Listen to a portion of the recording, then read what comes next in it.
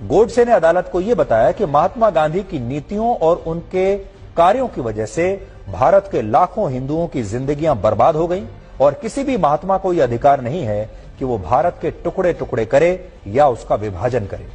लेकिन गांधी जी ने ऐसा किया और इसीलिए गोडसे ने उनकी हत्या की। अपने बयान के दूसरे भाग में गोडसे ने कहा कि अगर देश के प्रति समर्पण रखना कोई पाप है तो मैं मानता हूं कि मैंने ये पाप किया है और मुझे पूरा विश्वास है कि इंसानों की इस अदालत के बाद भी एक और अदालत है जहां मेरे इस काम को गलत नहीं समझा जाएगा, क्योंकि मैंने ये काम मानवता की रक्षा के लिए किया है। यानी गोडसे को कोई पछतावा नहीं था कि उन्होंने कोई गलत काम किया है, वो अपने इस काम को सही मानता था। यहां एक बड़ी बात यह है कि अदालत में जब महात्मा गांधी की हत्या के मामले की सुनवाई शुरू हुई तब नाथूराम गोडसे पर जो आरोप लगाए गए थे उनके जवाब गोडसे को लिख कर देने थे और बाद में इन जवाबों को जज के सामने पढ़ा जाना था।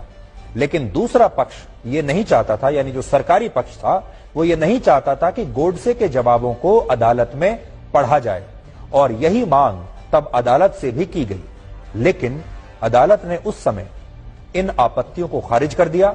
और इसके बाद गोडसे का यह जवाब अदालत में बाकायदा पढ़ा गया। और बड़ी बात यह है कि अगले दिन यही जवाब उस समय के सारे अखबारों के पहले पन्ने पर था, जिससे तत्कालीन प्रधानमंत्री जवाहरलाल नेहरू काफी चिंतित हो गए और काफी असहज हो गए। नेहरू को यह डर था कि गोडसे का पक्ष गांधी जी के प्रति देश के लोगों का नजरिया बदल सकता है, इसलिए वो गोडसे के बयान को सार्वजनिक रूप से प्रकाशित करने के खिलाफ थे और उन्होंने गोडसे के इन बयानों पर बाद में बैन भी लगा दिया था, प्रतिबंधित कर दिया था। और यह प्रतिबंध गोडसे के बयानों पर कई वर्षों तक लागू रहा। इसीलिए आज भी देश के ज्यादातर लोग ये नहीं जानते कि महात्मा गांधी की हत्या करने के बाद गोडसे ने अदालत में क्या कहा था। गोडसे ने महात्मा गांधी पर भारत का विभाजन करने और मुस्लिम तुष्टीकरण के गंभीर आरोप लगाए थे और इनका जिक्र अपने बयान के तीसरे अध्याय में गोडसे ने किया है। गोडसे ने कहा कि महात्मा गांधी ने कभी मस्जिद में गीता पढ़ने का साहस नहीं किया, क्योंकि वो जानते थे कि मुस्लिम इसके विरोध में खड़े हो जाएंगे। लेकिन हिंदू मंदिरों में उन्होंने कुरान पढ़नी जरूर शुरू कर दी थी, जिससे गोडसे को ऐसा लगा कि गांधी जी इस तरह से मुस्लिम तुष्टीकरण की राजनीति कर रहे हैं। हालांकि यहां एक तथ्य यह भी है कि महात्मा गांधी अपने जीवन काल में सिर्फ एक बार ही मंदिर गए थे। यह भी आप जान लीजिए,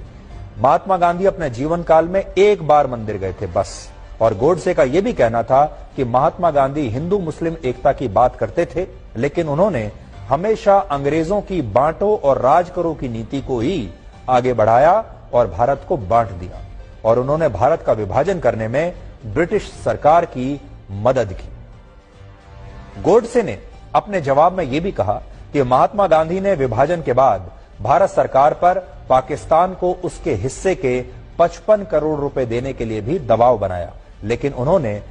इस विभाजन के दौरान निर्वासित हिंदुओं के लिए कभी भी सच्चे मन से कोई प्रयास नहीं किया। असल में जिस समय भारत का विभाजन हुआ और भारत और पाकिस्तान बने, तब देश के सरकारी खजाने में लगभग 400 करोड़ रुपए जमा थे और विभाजन के तहत यह तय हुआ कि इन 400 करोड़ रुपए के खजाने में से 75 करोड़ रुपए पाकिस्तान को दिए जाएंगे और इस समझौते के तहत भारत ने 20 करोड़ रुपए की पहली किश्त पाकिस्तान को आजादी के समय ही दे भी दी थी, क्योंकि आप जानते हैं कि जब जमीन का बंटवारा हुआ, दो देश बने, तो खजाने का भी बंटवारा होगा और खजाने के बंटवारे में पाकिस्तान को 55 करोड़ मिलने थे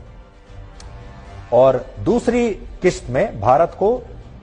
पाकिस्तान को 55 करोड़ रुपए देने थे। 20 करोड़ रुपए भारत पहले दे चुका था, तो टोटल 75 करोड़ रुपए पाकिस्तान को मिलने थे इस बंटवारे में। तो 55 करोड़ रुपए पाकिस्तान पर बकाया थे, जिनमें कहा गया कि ये हम आपको दूसरी किश्त में दे देंगे। लेकिन उससे पहले ही पाकिस्तान ने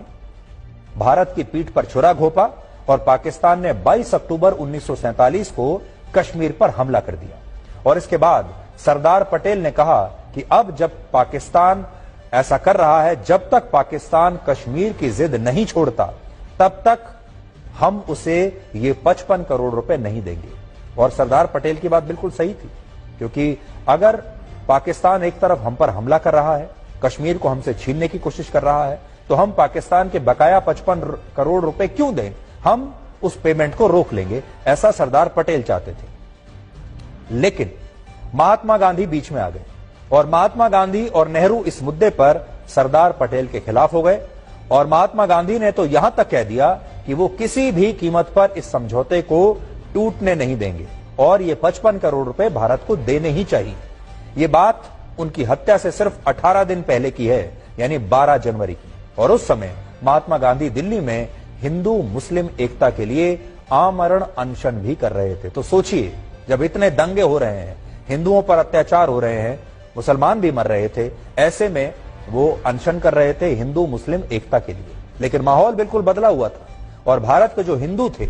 वो उनसे बहुत नाराज थे। ऐसा माना जाता है कि इस अनशन के जरिए गांधी जी ने पाकिस्तान को 55 करोड़ रुपए देने के लिए सरकार पर बहुत दबाव बनाया और बाद में नेहरू और पटेल को महात्मा गांधी की ये बात माननी पड़ी और इससे गोडसे और उसके जैसे जो दूसरे हिंदू राष्ट्र के समर्थक लोग थे वो बहुत नाराज हो गए।